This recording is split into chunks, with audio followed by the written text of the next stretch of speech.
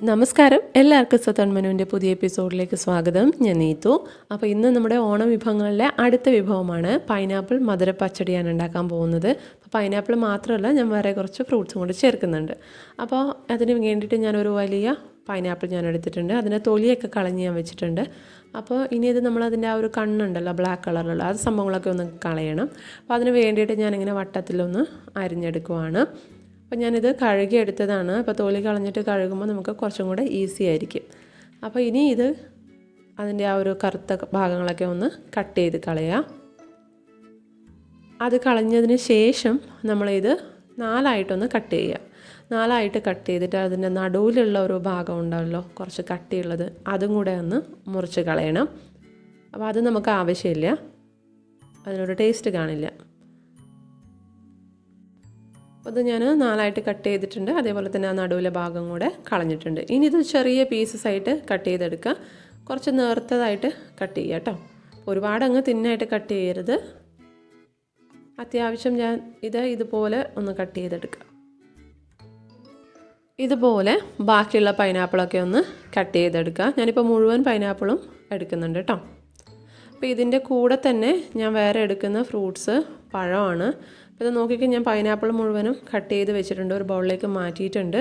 ഞാൻ നേന്ത്രപ്പഴമാണ് എടുക്കുന്നത്. നേന്ത്രം അധികം പഴുക്കാത്ത പഴമാണ് ഞാൻ എടുത്തിട്ടുള്ളത്.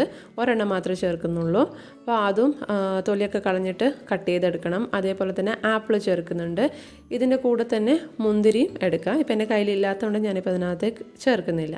അപ്പോൾ ഇത് രണ്ടും ഇതുപോലെ കട്ട് ചെയ്തെടുക്കണം. ആപ്പിൾ നമുക്ക് അവസാനം ചെയ്താൽ മതിയാവും, കാരണം അത് കുറേ നേരം നമ്മൾ കട്ട് ചെയ്തിരിക്കുമ്പോൾ കറുപ്പ് കളറാവും. അപ്പോൾ ഈ നേന്ത്രപ്പഴം ഞാൻ എന്തായാലും ഇപ്പോൾ കട്ട് ചെയ്തെടുത്തിട്ടുണ്ട്. ഇതുപോലെ മുറിച്ചെടുക്കുക.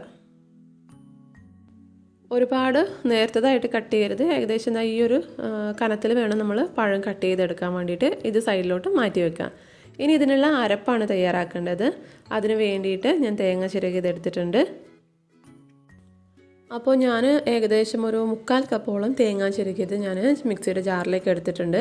അതേപോലെ തന്നെ എരിവിന് ആവശ്യത്തിനുള്ള പച്ചമുളക് എടുക്കുക. ഞാനിപ്പോൾ ഇവിടെ 2 പച്ചമുളക് എടുത്തിട്ടുണ്ട്. ഇതിന് അത്യാവശ്യം നല്ല എരിവുണ്ട് കേട്ടോ.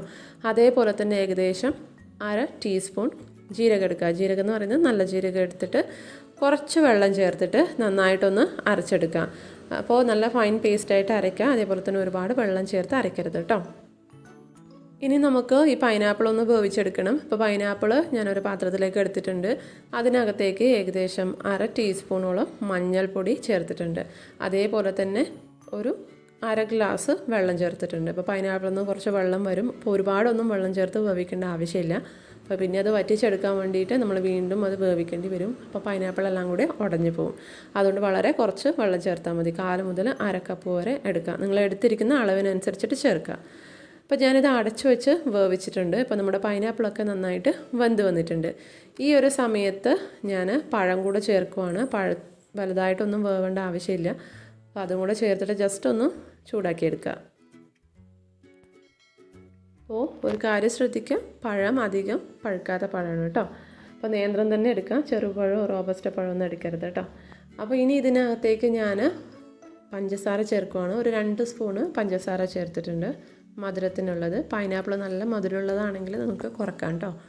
അപ്പോൾ ഇത് അത്യാവശ്യം പുളിയുണ്ടത്, അതുകൊണ്ട് ഞാൻ 2 സ്പൂണ് ചേർത്തിട്ടുണ്ട്.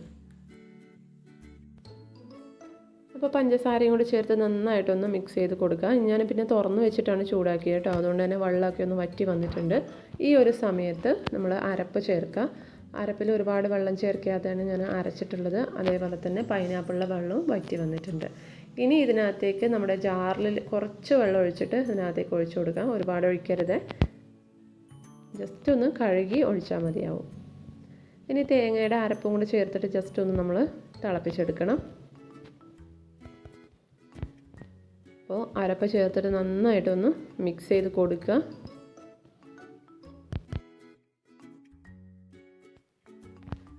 അപ്പോൾ നമ്മുടെ അരപ്പൊക്കെ ചേർത്ത് ഞാൻ നന്നായിട്ട് മിക്സ് ചെയ്തിട്ടുണ്ട്. ഞാൻ നേരത്തെ പറഞ്ഞ പോലെ മുന്തിരി വേണമെങ്കിൽ ചേർക്കാവുന്നതാണ്. അപ്പോൾ എന്തായാലും മുന്തിരി ചേർക്കുന്നുണ്ടെങ്കിൽ വേവിക്കേണ്ട ആവശ്യമില്ല. കറുത്ത മുന്തിരിയാണെങ്കിൽ പെട്ടെന്ന് ഉടഞ്ഞു പോകും. അവസാനം ചേർത്താൽ മതിയാവും. അപ്പോൾ ഇനി ഇത് നമ്മൾ കുറച്ച് നേരം ഒന്ന് തിളപ്പിക്കാൻ വെക്കണം. അതേപോലെ തന്നെ ഉപ്പ് നമ്മൾ ഇതുവരെ ചേർത്തിട്ടില്ല. അപ്പോൾ ഇതിനകത്തേക്ക് ആവശ്യത്തിന് ഉപ്പും കൂടെ ചേർത്ത് കൊടുക്കുക. ടേസ്റ്റ് ചെയ്ത് നോക്കുക, മധുരം ഉപ്പൊക്കെ കറക്റ്റാണോ എന്ന് നോക്കുക. ഇനി ഇത് ജസ്റ്റ് ഒന്ന് തിളച്ച് വന്നാൽ മതിയാവും. ആ തേങ്ങയുടെ ആ ഒരു പച്ച മണമൊക്കെ ഒന്ന് മാറിയാൽ മതിയാവും. അപ്പോൾ അത് തിളച്ച് വന്ന സമയത്ത് നമുക്കിതിനകത്തേക്ക് തൈര് ചേർത്ത് കൊടുക്കണം. ഒരുപാടൊന്നും തൈര് ചേർക്കുന്നില്ല, 2 വലിയ സ്പൂണ് തൈര് ചേർത്ത് കൊടുക്കുക. നന്നായിട്ട് ഉടച്ചിട്ട് ചേർക്കുക. അതേപോലെ തന്നെ ഒരുപാട് പുളിയില്ലാത്ത തൈരായിരിക്കും കൂടുതൽ നല്ലത്. അപ്പോൾ തൈരും കൂടെ ചേർത്ത് നന്നായിട്ടൊന്ന് ഇളക്കി യോജിപ്പിക്കുക.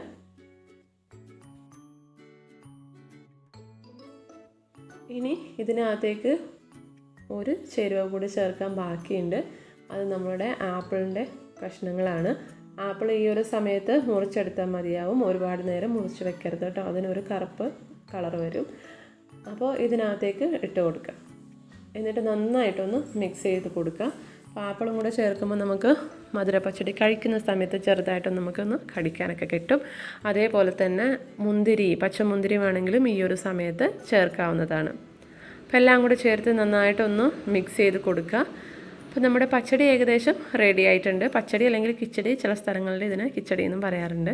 ഇനി ഇതിനകത്തേക്ക് താളിച്ചൊഴിക്കുകയാണ് വേണ്ടത്.